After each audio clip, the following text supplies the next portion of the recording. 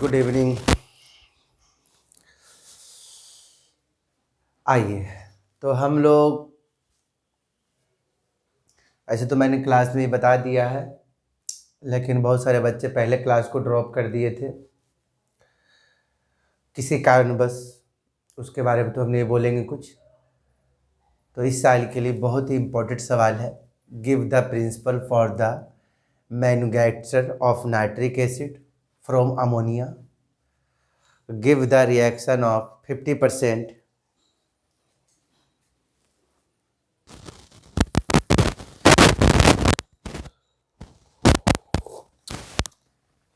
50% ammonia. Give the reaction of 5% dilute, 5 नहीं 50% होगा।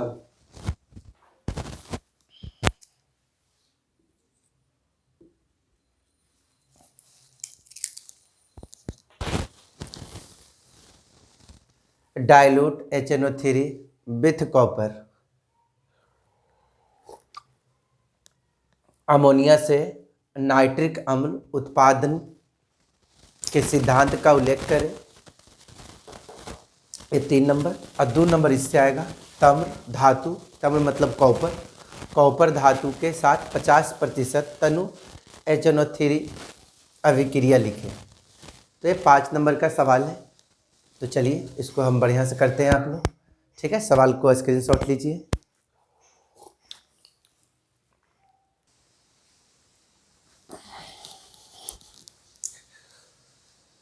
तो हम लोग को अमोनिया के मदद से हम लोग को नाइट्रिक एसिड का निर्माण करना है, और उसको निर्माण करने के लिए हम लोग को 3 स्टेप चलना पड़ेगा। तो चलिए स्टेप पर चलते हैं हम लोग। लैंग्वेज आप लोग अपने से लिख लेना। पहला स्टेप में क्या करना है बेटा, अमोनिया को हवा के साथ, एयर के साथ, दोनों के मिक्सचर के साथ अमोनिया तथा हवा के मिश्रण को क्या करना है बेटा, प्लेटिनम कैटलिस्ट की उपस्थिति में 800 डिग्री सेल्सियस, कितना डिग्री, 800 डिग्री सेल्सियस में क्या करना है, दोनों के मिश्रण को पीटी उत्प्रेरक की उपस्थिति में 800 डिग्री सेल्सियस पर गर्म करिएगा। तो ये आपको बना के देगा, क्या बना के देगा, सोचो समझो और दिमाग लगाओ। ये आपको बना के देगा नाइट्रिक ऑक्साइड। क्या बना के देगा, नाइट्रिक ऑक्साइड। और नाइट्रिक ऑक्साइड के साथ ये आपको बना के देगा जल, और जल के साथ थोड़ा एनर्जी भी रिलीज करता है। वो एनर्जी दिखाने की कोई आवश्यकता नहीं है। इसको बैलेंस कैसे करना है सर, तो ज़्यादा दिमाग नहीं लगाना है। यहाँ 4 5, यहाँ कर देना 4 6, अपने आप देख लेना ये बैलेंस होगा। 4 5 4 6 चेक कर लो, बढ़िया से पता चल जाएगा क्या सही है कि गलत है। चेक कर लो, जल्दी सुन, फटाफट चेक करो सब। अमोनी नाइट्रोजन 4 दिख रहा है, इधर भी 4 दिख रहा है सर। उसके बाद ऑक्सीजन देख लो, तो यहाँ दिख रहा है 10, यहाँ दिख रहा है 6 4 10, और हाइड्रोजन 12, यहाँ दिख रहा है 6 दूनी 12। कुछ एनर्जी रिलीज होता है, ठीक है। एक्सोथर्मिक प्रोसेस होता है, जब मिलता है एक दूसरे से तो एक्सोथर्मिक एनर्जी क्या होता है, लॉस करता है। आइए स्टेप 2 में क्या करना है सर, तो क्या स्टेप फर्स्ट सब लिख लोगे सब है? क्या लिखोगे, अमोनिया तथा हवा के मिश्रण को पेटी प्लेटिनम उत्प्रेरक की उपस्थिति में 800 डिग्री पर गर्म करेंगे तो बनाएगा नाइट्रिक ऑक्साइड। नाइट्रिक ऑक्साइड क्या करना है, इस नाइट्रिक ऑक्साइड को क्या करना है, आपको ऑक्सीकरण करा देना है। इस नाइट्रिक ऑक्साइड को आपको ऑक्सीडेशन करा देना है। ऑक्सीडेशन बोले तो ऑक्सीकरण करा देना है।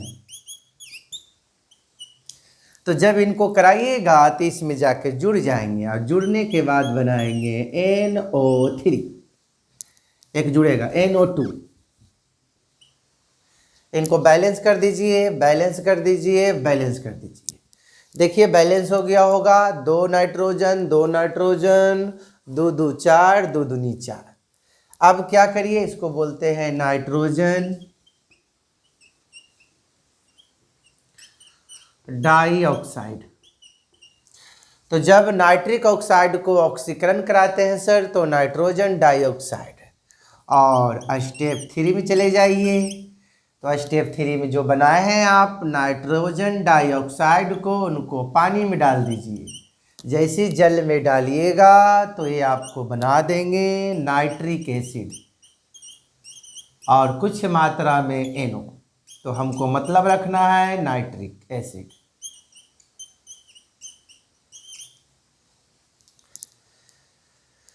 चलिए इनको भी बैलेंस कर लीजिए। चलिए दिमाग लगाइए थोड़ा, मना आप लोग बैलेंस करने की प्रयास करें। लास्ट वाला देख पाते हैं कि आप लोग बैलेंस कर पाते हैं कि नहीं। चलिए सोचिए,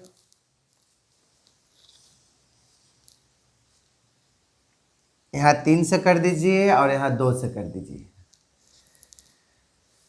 3 नाइट्रोजन, यहाँ देख रहे हैं 2 नाइट्रोजन, 1 3 नाइट्रोजन। ऑक्सीजन देख लीजिए 3 दूनी 6 1 7, 3 दूनी 6 1 7। चलिए तो इस प्रकार हमने क्या किया, इस भाई साहब के मदद से, अमोनिया के मदद से हम लोग ने बनाया नाइट्रिक एसिड। कैसे बना पता चला, तो इसको लैंग्वेज में अपने से लिख लेना। अमोनिया तथा ऑक्सीजन के मिश्रण को प्लेटिनम की उपस्थिति में 800 डिग्री सेल्सियस पर, ऐसे देखना पी ब्लॉक असाइनमेंट आप लोग लिए हैं, लेके चले गए हैं, तो वो अपना देख लेना, सब लिखा हुआ बना हुआ है, ठीक है। उसमें 3 गो रिएक्शन मैंने बताया हुआ है, ठीक है, उसमें वो आपका आ चुका है। तो अमोनिया प्लस O2 तो बनाएगा नाइट्रिक ऑक्साइड। पहला स्टेप में नाइट्रिक ऑक्साइड बना दो, उसके बाद नाइट्रिक ऑक्साइड को ऑक्सीकरण करा दो तो बना देगा नाइट्रोजन डाइऑक्साइड। और इस संसार में क्या करता है, मैक्सिमम 71% जल होता है। तो आपको शुद्ध होना है, आपको गंगा जी में डुबकी मारना है। गंगा जी बोले तो पानी में, जल में डुबकी मारिए। तो नाइट्रोजन डाइऑक्साइड को लास्ट में जल में डाल दें तो नाइट्रिक ऑक्साइड नाइट्रिक एसिड का निर्माण बन जाएगा, कुछ मात्रा में बन जाएगा NO। बट हम लोग को मेन देखना है।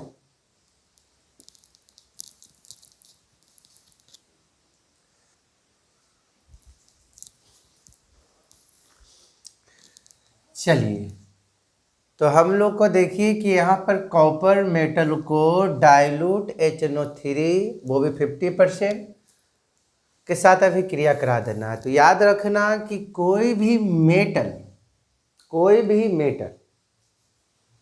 या तो रिएक्टिव हो या तो नॉन रिएक्टिव हो, अगर उनको बेटा डाइल्यूट HNO3 के साथ कराते हो, डाइल्यूट HNO3 के साथ कराते हो, तनु HNO3 के साथ कराते हो, तो याद रखना वो बनाएगा मेटल नाइट्रेट। मेटल के रूप में कौन काम करेगा, कॉपर, और नाइट्रेट के रूप में काम करेगा NO3। इसका ट्वाइस कर दो क्योंकि इसका वैलेंसी 1 है, इसका वैलेंसी 2। उसके साथ साथ बनता है इसमें जनरल में याद रखना ये दोनों अनिवार्य है कि जब भी कोई मेटल तनु हो चाहे कॉन्क हो तो याद रखना ये दोनों बनना अनिवार्य है। मेटल नाइट्रेट और जल बनना अनिवार्य है, इस बात को दिमाग में डाल लो। अब याद रखना कि यहाँ पर तनु रहे, डाइल्यूट रहे, तो याद रखना यहाँ पर बनेगा नाइट्रिक ऑक्साइड, यहाँ पर बनेगा नाइट्रिक ऑक्साइड।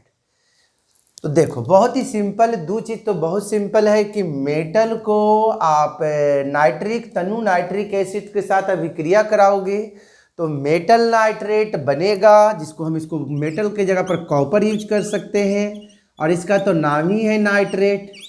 और जल तो बनना ही बनना है, साथ में इसमें याद रखना बनता है नाइट्रिक जब आपका रहेगा डाइल्यूट रहेगा तब। आप पी ब्लॉक का असाइनमेंट देखना, पूरा बढ़िया से बताया होगा।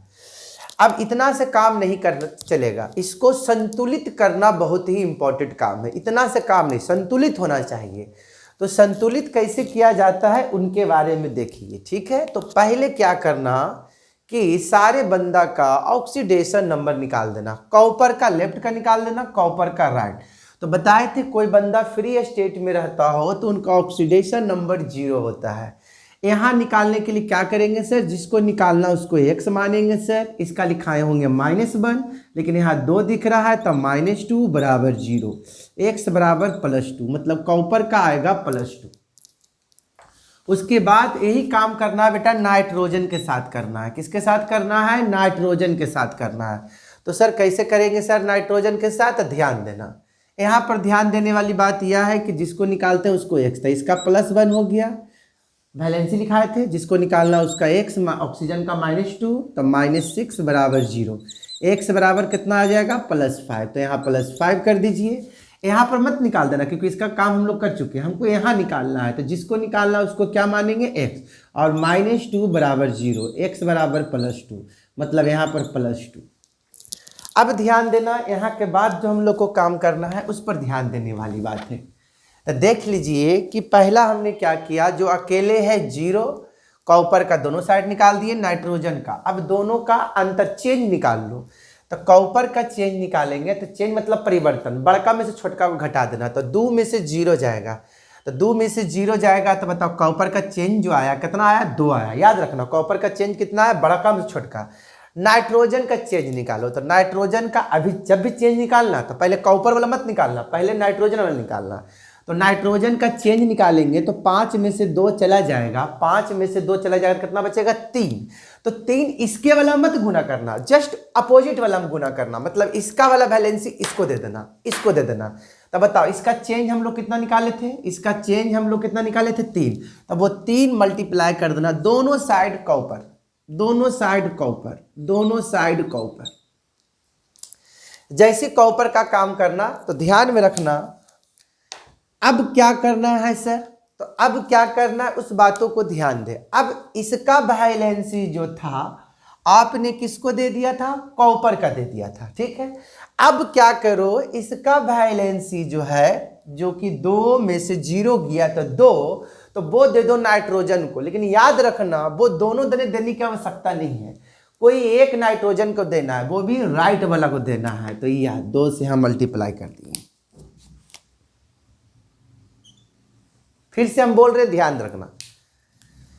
पहले क्या करना है, हटा इसको, पहले ऑक्सीडेशन नंबर निकाल देना है, पहले ऑक्सीडेशन नंबर निकाल देना है, जो कि तुम लोग बहुत अच्छी तरह जानता है। इनका ऑक्सीडेशन नंबर, नाइट्रोजन का ऑक्सीडेशन नंबर दे देना कॉपर को। तो सर 5 में से 2 चेंज, पहले change oxidation, change in oxidation number निकालना है। तो 5 में से 2 जाएगा 3, तो 3 कर देना। अब कॉपर वाला निकालेंगे तो 2 में से 0 जाएगा, तो कितना बचेगा 2, तो 2 जो देना तो वो नाइट्रोजन वाला मल्टीप्लाई करना, लेकिन इसको इधर साइड नहीं करना, कोई एक साइड करना, कोई एक साइड मतलब राइट साइड प्रोडक्ट में, क्योंकि मेन तो आपको प्रोडक्शन से मतलब रखना ना पड़ेगा। अब आराम से बैलेंस करने की प्रयास करें, काम हो जाएगा आपको। तो चलिए सर देखते हैं सर बैलेंस हो पाता है कि नहीं, चेक कर लो। कॉपर तो बैलेंस हमको दिख रहा है, नाइट्रोजन को चेक करते हैं। तो नाइट्रोजन को चेक करो, तो यहाँ देख रहे हैं 2 नाइट्रोजन है, और 2 को 3 से मल्टीप्लाई करोगे, तो 2 को 3 से मल्टीप्लाई करोगे तो देखो तो कितना हो रहा है, 2 और 3 दूनी 2, और 3 को गुना करेंगे तो 3 दूनी 6, और 6 और 2 नाइट्रोजन यहाँ दिख रहा है, तो 6 और 2 8, 8 से यहाँ पर मल्टीप्लाई। जैसे ही 8 से मल्टीप्लाई किए तो नाइट्रोजन तो खुश हो गया, लेकिन ऑक्सीजन खुश नहीं हुआ। इधर ऑक्सीजन देख सकते हैं 24 हो गया, 8 को 3 से मल्टीप्लाई करें। यहाँ ऑक्सीजन कितना है सर, तो 3 दूनी 6, 6 तिया 18, 3 दूनी 6, 6 तिया 18, 18 को 2 करेंगे तो 18 2 20। अब देख रहे हैं 18 2 20 इधर हो चुका है, हमको चाहिए 24, तो क्यों ना इसको हम 4 से मल्टीप्लाई कर दें। तो देखो तो 3 दूनी 6, 6 तिया 18, 18 2 20, अब 20 और 4 24। तो देखेंगे हाइड्रोजन का क्या हाल चाल है, तो हाइड्रोजन देख रहे हैं सर 8 है, तो देखो यहाँ भी हाइड्रोजन 8 है। तो दिस इज ए सबसे सिंपल ट्रिक, सबसे हल्का। बस इस प्रोसेस को याद रखना है कि जब भी दिमाग में रख लो। मान लेते हैं बेटा यहाँ पर लिया है कॉपर, हम ले लेते हैं यहाँ पर जिंक ले लेते हैं। सपोज डैट हम जिंक ले लेते हैं बेटा, और जिंक को हम यही डाइल्यूट तनु, हिंदी लिख देते हैं तनु, HNO3 के साथ अभिक्रिया कराएंगे तो याद रखना इस बात को कि बनाएगा metal nitrate, metal nitrate, metal nitrate. तो जिंक है और नाइट्रेट है, जिंक का वैलेंसी 2, इसका वैलेंसी 1, दोनों को एक्सचेंज ऑफर करेंगे तो बनेगा मेटल नाइट्रेट के रूप में जिंक नाइट्रेट। तो Zn का ZnNO3 का होल ट्वाइस, जिसको बोलते हैं जिंक नाइट्रेट, साथ में आपको फ्री में मिलेगा H2O। और ये दोनों के बीच में जब डाइल्यूट रहे, कौन रहेगा तो नियम बदल जाएगा छोटू, लेकिन डाइल्यूट रहेगा तो यहाँ पर वो बनाएगा NO बनाएगा, दोनों के लिए NO बनाएगा। और बाकी आपको पता है क्या करना है, बैलेंस बैलेंस करने की बात है, बैलेंस कर लेना। बैलेंस कैसे करना है सर, पता है आप लोग को, ये भी 50% पर काम कर रहा है, ठीक है। 50% के लिए दोनों का सेम होगा, इस बात को याद रखना। तो सर बैलेंस कैसे करेंगे सर, कुछ नहीं करना है, सिंपल, अभी तुम लोगों को सिखाया वही काम करना है। या 0 सर, यहाँ करेंगे तो +2 सर, यहाँ करेंगे तो +5 सर, यहाँ करेंगे तो +2 सर। बाकी आपको पता है क्या करना है सर, 5 में से क्या करिए सर, 2 घटा दीजिए सर 3, वो 3 जिंक को मल्टीप्लाई कर दीजिए सर। जिंक 2 में से 0 करिए सर 2 खाली इसको गुना कर दीजिए सर। बाकी आपको क्या करना है आगे देख लेते हैं थोड़ा। उसके बाद क्या देखें, जब इतना काम करेंगे तो चेक कर लेंगे एक बार। तो जिंक तो बैलेंस हो गया, नाइट्रोजन को देख करेंगे तो 3 2 और 3 इधर है तो 3 दूनी 6 2 8, सेम चीज़ हो जाएगा 8। इसको किए तो 24 आ गया, तो यहाँ देख रहे हैं 3 दूनी 6, 6 3 18, 18 2 20, और 20 और 4 कितना हो जाएगा 24। बस चलिए स्क्रीनशॉट ले लीजिए। बाकी आपको पी ब्लॉक में बना हुआ है बढ़िया से, उनको आप देख लीजिए बढ़िया से।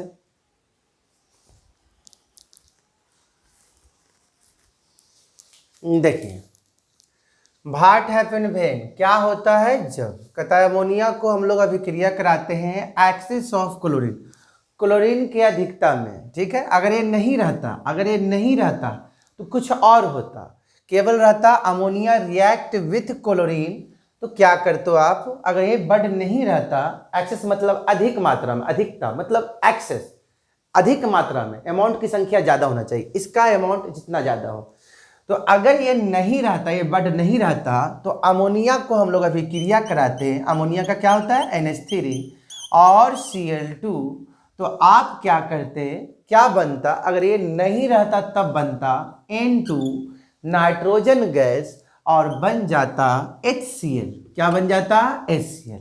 बैलेंस कर दीजिए, तो यहाँ नाइट्रोजन की संख्या 2 है तो 2 से मल्टीप्लाई कर दीजिए, 2 से मल्टीप्लाई करिएगा तो इनकी संख्या 2, तो 2 तो है सर, लेकिन ये 6 हो गया है सर, 6 हो गया है मतलब 6 से मल्टीप्लाई करेंगे। तो जब 6 से मल्टीप्लाई होगा सर, तो हाइड्रोजन तो 3 दूनी 6 दिख रहा है, लेकिन क्लोरीन नहीं दिख रहा है, तो क्लोरीन को दिखाएंगे। तो ये कब सही होता है वो आपको सवाल में देखना पड़ेगा। यहाँ पर एक्सेस नहीं, अधिकता नहीं होता, तो अमोनिया को अभिक्रिया क्लोरीन की अधिकता के साथ कराते हैं तो कुछ और होता, अगर ये नहीं रहता, खाली क्लोरीन रहता, इसके जवाब खाली क्लोरीन रहता तो ए बनता, लेकिन कहता है अमोनिया रिएक्ट विथ एक्सेस, तो क्या करेंगे, क्या बनेगा सर, एक्सेस। तो कुछ नहीं, सबसे हल्का है, बहुत ही सिंपल है, ए वाला और हल्का है। क्या करना है, इस हाइड्रोजन को रिप्लेस कर देना है और उस क्लोरीन को जोड़ देना है। तो बताओ, ये 3 हाइड्रोजन को जब हटाओगे तो इसको साथ 3 क्लोरीन को देना पड़ेगा रिप्लेस करने के लिए, क्योंकि अकेले तो हटेगा नहीं, पहले नाइट्रोजन के साथ था, तो इसको भी तो कोई चाहिए, नेचर में निगेटिव होता है तो ये भी निगेटिव। तो 3 हाइड्रोजन के लिए कई क्लोरीन चाहिए, 3 क्लोरीन चाहिए, मतलब ये बाहर निकल जाएगा 3HCl। अब ये तीनों हाथ इसका खाली हो गया तो उसके जगह पर कौन जाएगा, क्लोरीन, तो 3 क्लोरीन इसको भी चाहिए, मतलब NCl3। तो बताओ अब हमने टोटल क्लोरीन कितना यूज किया, 3 उसको दिया और 3 इसमें जोड़ा, था 3 और 3 6, मतलब हम मल्टीप्लाई कितना से करेंगे 3 से। तो that is a called excess रहेगा तो ए यूज करना है, और सिंपल रहेगा तो ऑब्जेक्टिव में पूछेगा कौन सा गैस बनता है, तो बोलना ammonia gas, sorry nitrogen gas बनता है। इस चीज को ध्यान में रखना, ठीक है। तो आपका सवाल भाट हैफन वेन में ए था, तो करेक्ट हो जाएगा NCl3। स्क्रीनशॉट ले लो।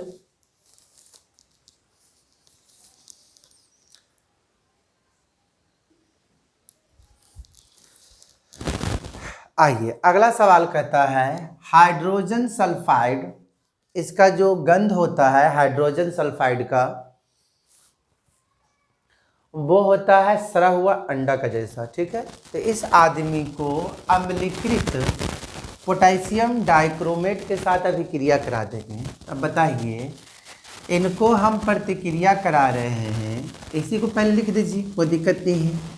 लीजिए H2S को अभिक्रिया करा रहे हैं, अम्लीकृत मतलब एक एसिड के रूप में लेना है। ऐसे भी याद रखना, मैंने बोला था चाहे कोई भी ऑक्सीडाइजिंग हो, KMnO4 हो, चाहे K2CR2O7, या तो एसिड के साथ ज़्यादा आते हैं या तो फिर ज़्यादा किसके साथ आते हैं, बेस, ज़्यादा मात्रा में एसिड। तो एसिड के रूप में आप यहाँ पर ले लें H2SO4।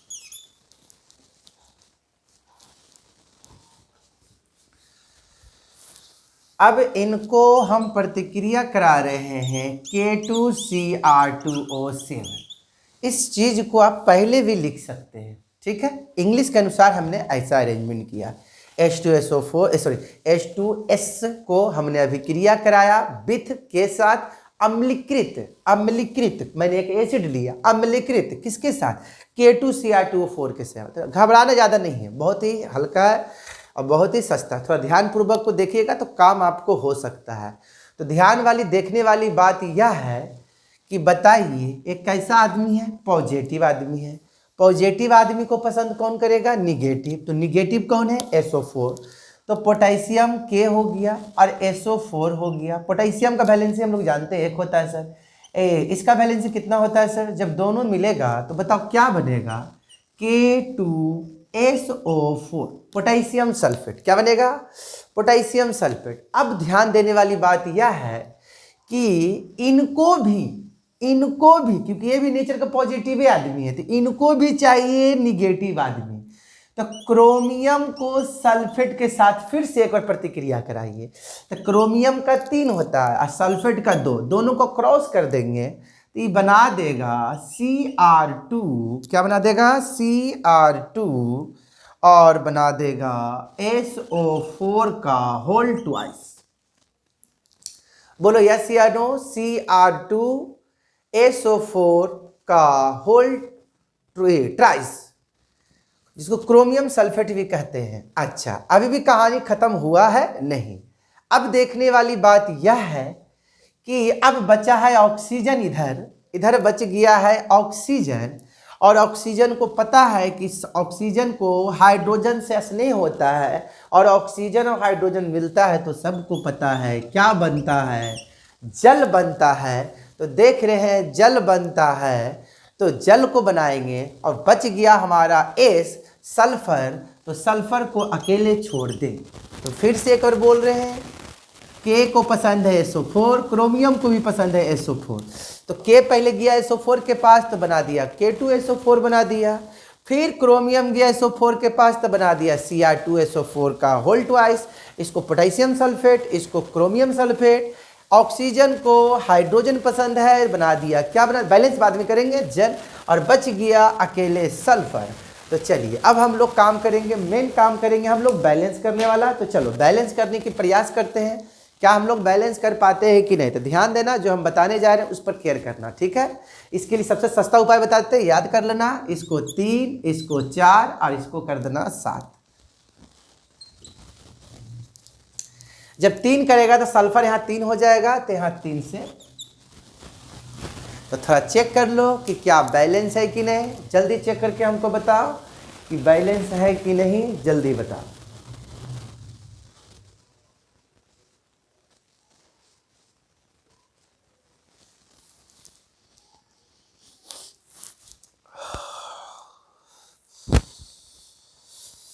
आप लोग अपने से चेक करें, ज़्यादा बेटर रहेगा।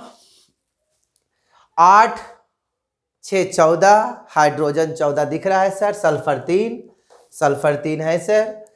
आइए पोटेशियम चेक कर ले, 2 पोटेशियम है सर, 2 पोटेशियम है सर। सल्फेट चेक कर ले, सल्फेट की संख्या हो गया 4, सल्फेट की संख्या 4। तो सर एक यहाँ सल्फेट है सर, 3 यहाँ है सर। क्रोमियम 2 होना चाहिए, क्रोमियम 2 है सर। ऑक्सीजन 7 होना चाहिए सर, ऑक्सीजन 7, तो ऑक्सीजन 7 है सर, क्योंकि तो बैलेंस हम लोग पहले कर चुके हैं, तो 7 ऑक्सीजन दिख रहा है सर, तो लग तो रहा है बैलेंस है।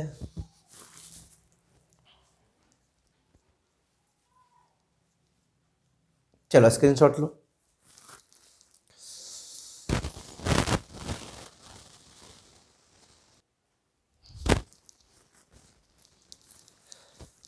देखिए कॉपर सल्फेट को रिएक्ट किया जाता है विथ KI सॉल्यूशन के साथ। कॉपर सल्फेट को हम लोग अभी क्रिया कराएंगे KI के साथ।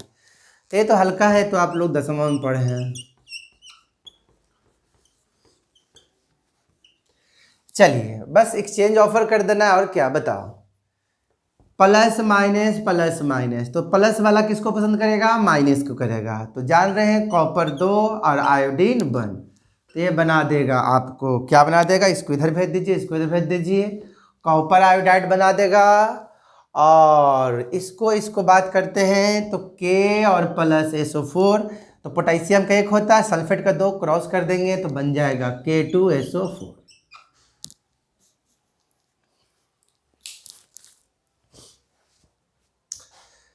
तो क्यूप्रिक आयोडाइड हो जाएगा और पोटेशियम सल्फेट हो जाएगा। तो देख लीजिए, ये तो हल्का था, एक्सचेंज ऑफर करना है। चलिए स्क्रीनशॉट लीजिए फटाफट तेजी से।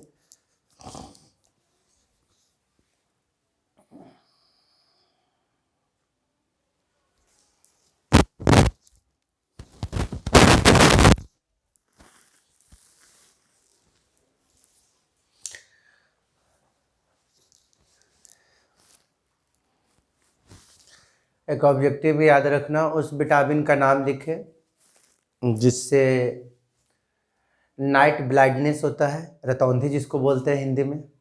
तो याद रखना, विटामिन ए की कमी से नाइट ब्लाइंडनेस होता है, जिसको रतौंधी कहते हैं। उस विटामिन को हम लोग रेटिनॉल भी कहते हैं, रेटिनॉल याद रखना। आइए 3 सवाल दिया है, aniline to phenol, phenol to acetophenol और इथेनॉल टू नॉर्मल ब्यूटेन। तो पहले हम लोग बनाएंगे एनिलीन टू फिनॉल कैसे बनेगा। तो एनिलीन के बारे में पता लगाते हैं।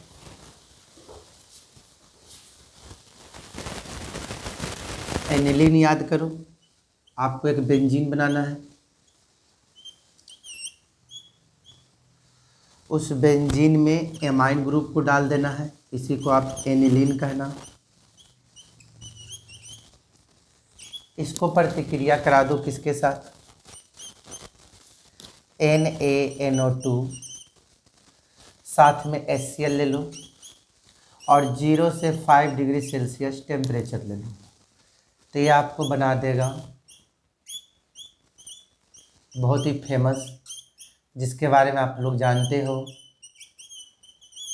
Benzene diazonium chloride.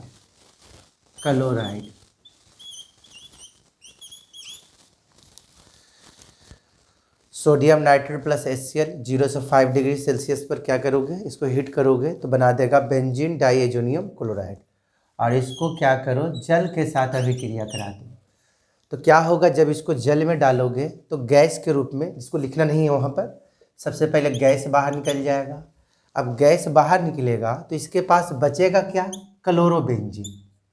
इसको पास बचेगा क्या, क्लोरोबेंजीन। और इस क्लोरोबेंजीन को अब जब जल में डालेंगे तो H+OH-, तो क्या होगा, ए आदमी यहाँ से निकल जाएगा, HCl के रूप में बाहर निकल जाएगा। किसके रूप में बाहर निकल जाएगा, HCl। तो बताओ इसके जगह पर OH चला जाएगा, तो ये हमारा बना देगा फिनॉल।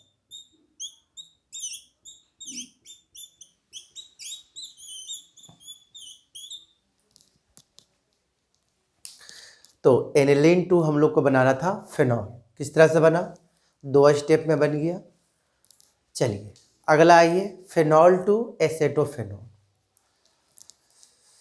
चलिए तो स्क्रीनशॉट इसका ले लीजिए आप लोग, हम मिटा देते हैं,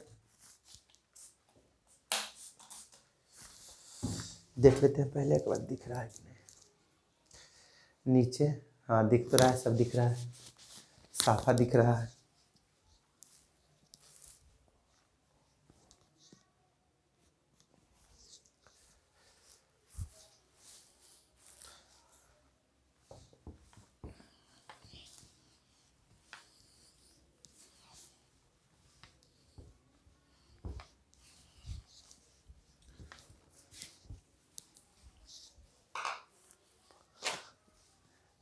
फेनॉल से हम लोग को बनाना है।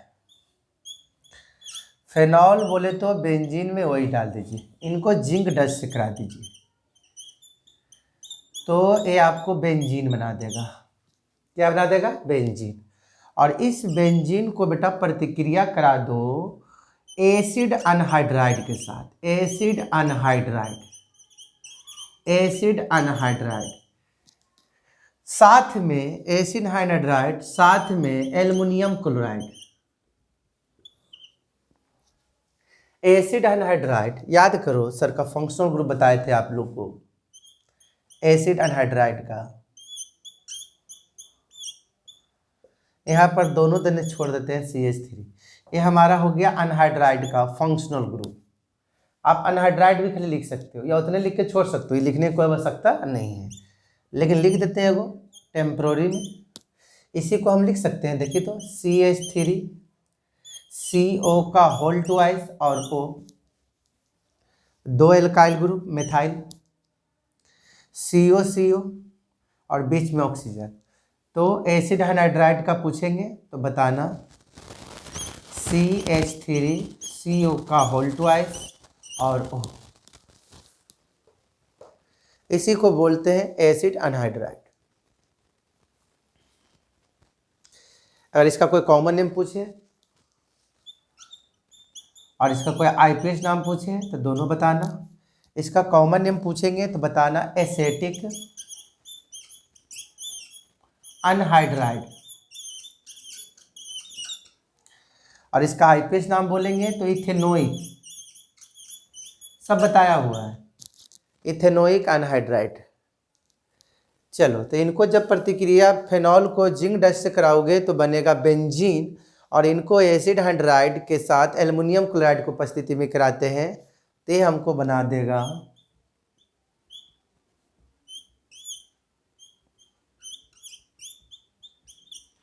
एसेटोफेनॉल। एसेटोफेनॉल। चलिए स्क्रीनशॉट ले लीजिए फटाफट, जल्दी सुन।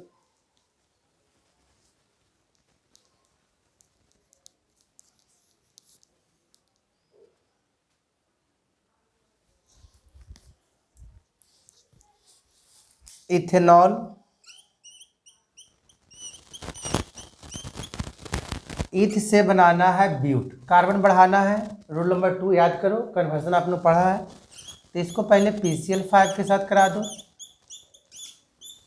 और यहाँ पर ऊर्ज रिएक्शन लगा दो, मतलब C2H5Cl2Na ड्राई ईथर, तो हमारा बन जाएगा C2H5। इसी को आप ऐसे भी लिख सकते हो C4H2, लेकिन यहाँ नॉर्मल ब्यूटेन लिखा हुआ है। तो नॉर्मल का मतलब होता है कि जो आपके पास मॉलिक्यूल्स है उनको आप सरल रेखा में, स्ट्रेट लाइन में अरेंज करें। तो ऐसा ऐसा ना लिख करके आप ऐसा दिखाएंगे, जब नॉर्मल शो कर दिया है तो नॉर्मल स्ट्रक्चर आपको दिखाना पड़ेगा। मतलब इनके कार्बन को, चारों कार्बन को स्ट्रेट लाइन में क्या करना पड़ेगा? अरेंज करना पड़ेगा। ठीक है, तो चलिए स्क्रीनशॉट लीजिए।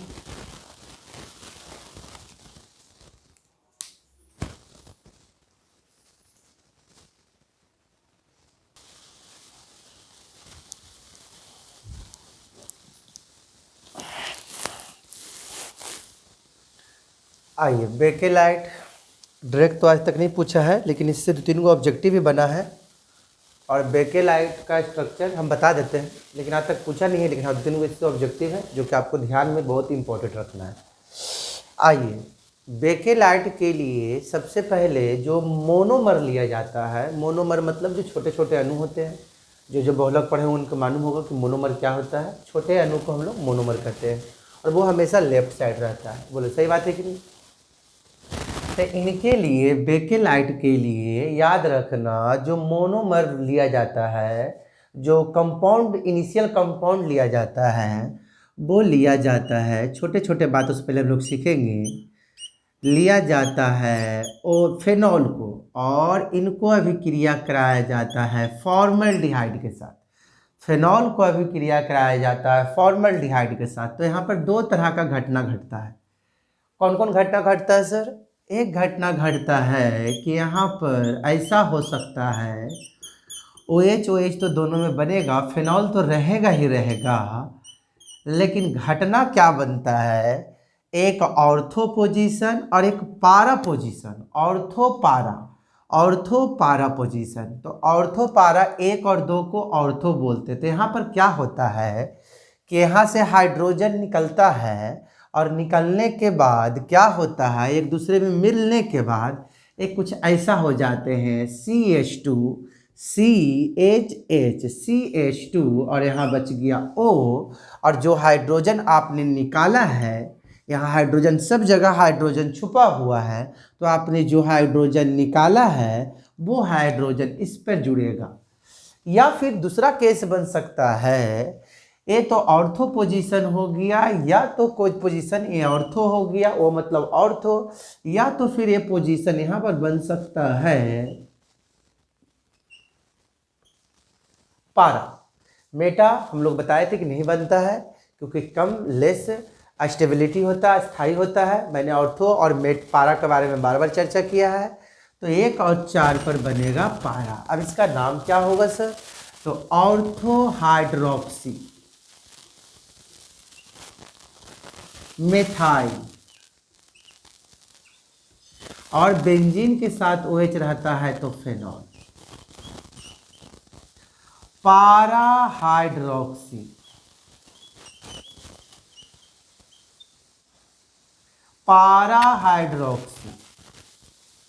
Methyl phenol.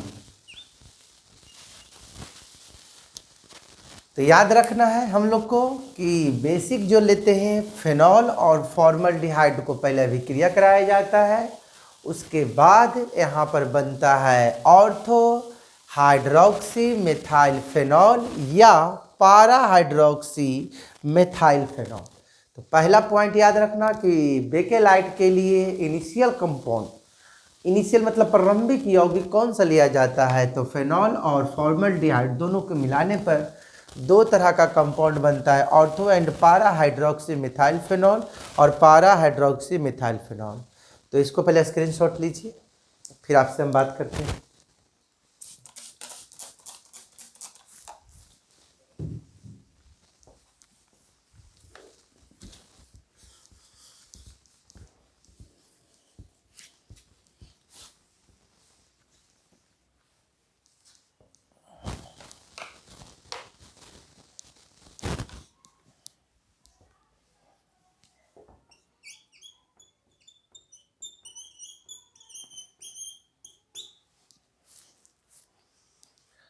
अब आपने जो लिया है, जो बनाया था एक कंपाउंड, उसमें से हमने ऑर्थो को लिया, और ऐसा ऐसा एक नहीं, कम से कम समझ सकते हैं कितना होगा, है ना, 1000 मिनिमम अप्रोक्सीमेट 1000 होगा। तो हम एक छोटा सा एक्सपेरिमेंट करते हैं कि इस आदमी का 2 अणु लेते हैं आपको दिखाने के लिए।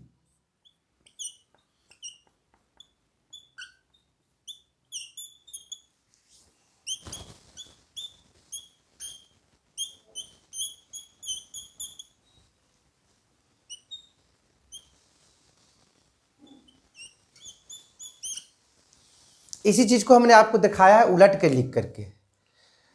अब यहां पर हमने करा दिया कंडेंसेशन,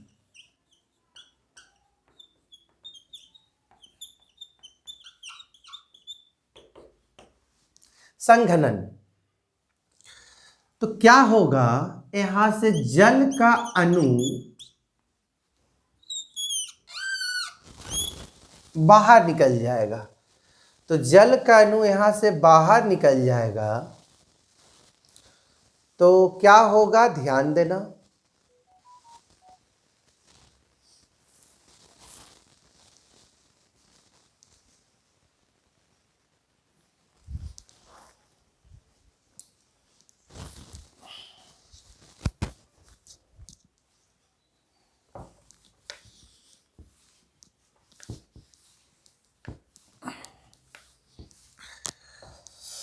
हाँ, ध्यान देना, फिर से थोड़ा बना। चलिए, एक तो है ही है, एक और हम ले लेते हैं। अब तो आपको पता ही होगा कि यहाँ छुपा हुआ है H, तो यहाँ से OH और यहाँ से H जल के रूप में बाहर निकल जाएगा, तो ये बनाएगा एक लीनियर स्ट्रक्चर, कुछ ऐसा।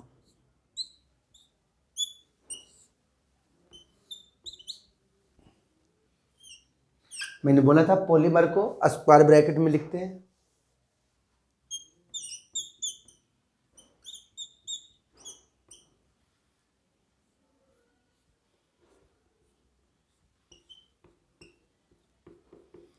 एक और दिखाना दिखा सकता है, ये तो कोई आवश्यकता नहीं है, यहाँ भी होगा, इधर से जुड़ेगा तो।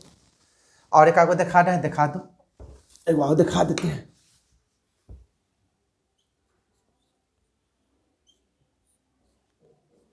एक फिगर छोटा हो गया, थोड़ा मैनेज कर लेना तुम लोग।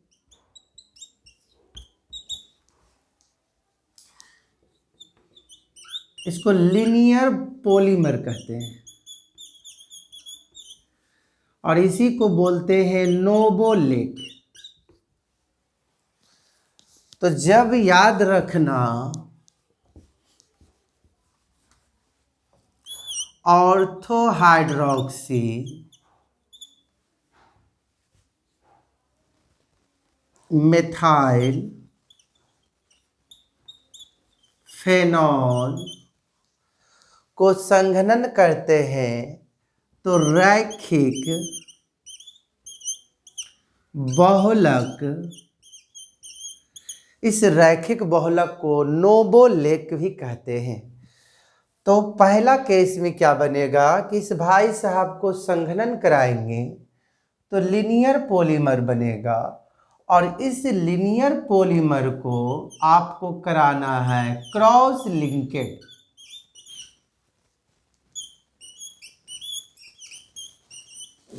तिर्यक बंधित। कुछ नहीं करना है, इनका एक गोतिया जो आपके पास और बना था जिसका हमने नाम बताया था पारा हाइड्रोक्सी मेथाइल फेनॉल, इनके साथ क्या करेंगे, यहाँ से जल के रूप में या OH और यहाँ से H के रूप में निकल करके यहाँ जुड़ जाएंगे। कैसे जुड़ेंगे तो देखिए बढ़िया से कैसे जुड़ेंगे। देखिए, तो इस आदमी को तो पहले हम एक बार बनाएंगे, फिर से इस आदमी को हम बना रहे हैं बगल में कि आपको दिखना चाहिए, देखना बढ़िया से।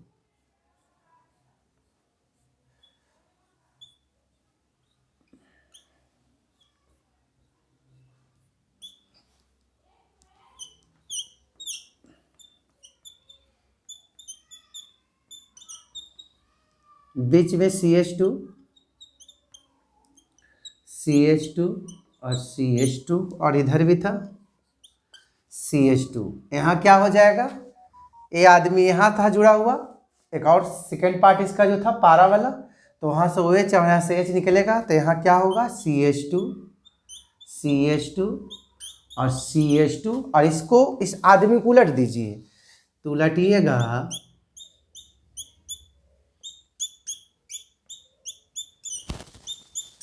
थोड़ा मैनेज कर लीजिए, जगह कम है।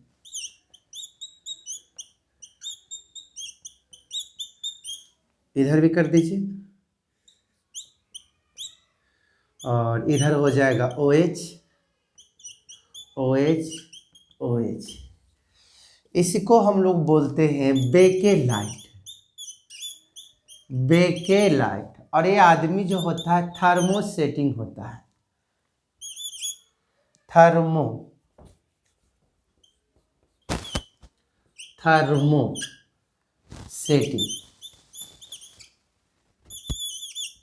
प्लास्टिक होता है। तापद्रीही प्लास्टिक, इसको बोलते हैं तापद्रीही प्लास्टिक।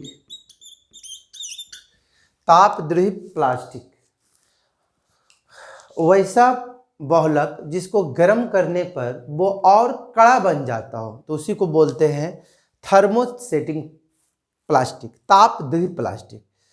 जैसे आप देखते होंगे, मान लेते एक छोटा सा एग्जाम्पल के रूप में, आप कभी प्लास्टिक को जलाइएगा, पॉलीथीन को, तो देखिएगा एक कठोर टाइप का बनेगा। एक कठोर है, बेकेलाइट काफ़ी कठोर होता है, और उस प्लास्टिक को जलाइएगा तो मुलायम नहीं होगा, जललका का जलाइएगा तो मुलायम नहीं होगा और हार्ड होगा। तो वैसा प्लास्टिक, वैसा बहुलक जिसको हीट देने पर, गर्म करने पर वो क्या करता और हार्ड बनता हो, मुलायम की जगह और हार्ड बनता हो, तो उसी को हम लोग बोलते हैं थर्मोसेटिंग। तो देख लीजिए कि बेकेलाइट का स्ट्रक्चर कैसा होता है, एक बार बढ़िया से देख लीजिए, ठीक है। तो बेकेलाइट तो आज तक लॉन्ग में पूछा नहीं है, लेकिन ऑब्जेक्टिव में कुछ कुछ बातें याद रखना है। जैसे बेकेलाइट बनाने के लिए सर्वप्रथम कौन सा यौगिक को लिया जाता है, तो फॉर्मल्डिहाइड और फेनॉल। फेनॉल और फॉर्मल्डिहाइड को हम लोग क्या करते हैं, अभिक्रिया कराते हैं। तो अभिक्रिया कराने पर क्या बनता है, ऑर्थो और पारा हाइड्रोक्सी मिथाइल फेनॉल। तो हम लोग को ऑर्थो हाइड्रोक्सी मिथाइल फेनॉल को पहले संघनन कराना है। तो संघनन कराने पर कैसा बहुलक बनता है, तो लिनियर बहुलक। उस लिनियर बहुलक को क्या कहते हैं, तो वेरी इंपॉर्टेंट, नोवोलेक। नोवोलेक ऑब्जेक्टिव ग्रुप में याद रख लो, नोवोलेक कहते हैं। उसको तिर्यक बंधित कहते हैं, मतलब एक दूसरे में जोड़ना है। तो जोड़ेंगे तो ये हो गया ऑर्थो वाला, और एक ये वाला यहाँ पोजीशन में रखेगा तो पारा वाला, तो यहाँ से OH और यहाँ से H निकल के एक दूसरे से क्रॉस लिंकेड कर देगा, और इस क्रॉस लिंकेड को 3D स्ट्रक्चर बोलते हैं। 3D स्ट्रक्चर बोलते हैं, 3D स्ट्रक्चर बोलते हैं।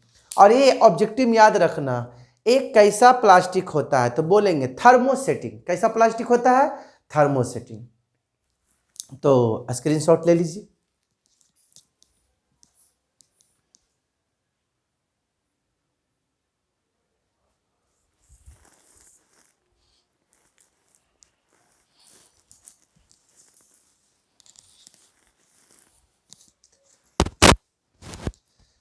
तो इससे 2-3 ऑब्जेक्टिव याद रखना है।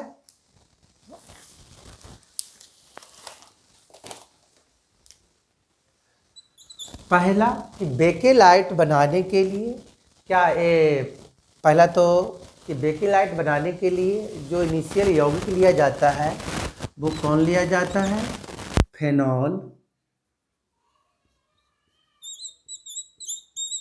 And formaldehyde. फॉर्मल्डिहाइड, ये दोनों को जब मिलाते हैं तो हमारा क्या बनेगा, ऑर्थो एंड पारा हाइड्रोक्सी मिथाइल फेनॉल। जब इनको संघनन कराया जाता है, कंडेंसेशन कराया जाता है, कंडेंसेशन कराया जाता है, तो हमारा बनता है तीसरा ऑब्जेक्टिव लिनियर पॉलीमर, और उस लिनियर पॉलीमर को कहा जाता है नोवोलेक। क्या कहा जाता है, नोवोलेक कहा जाता है।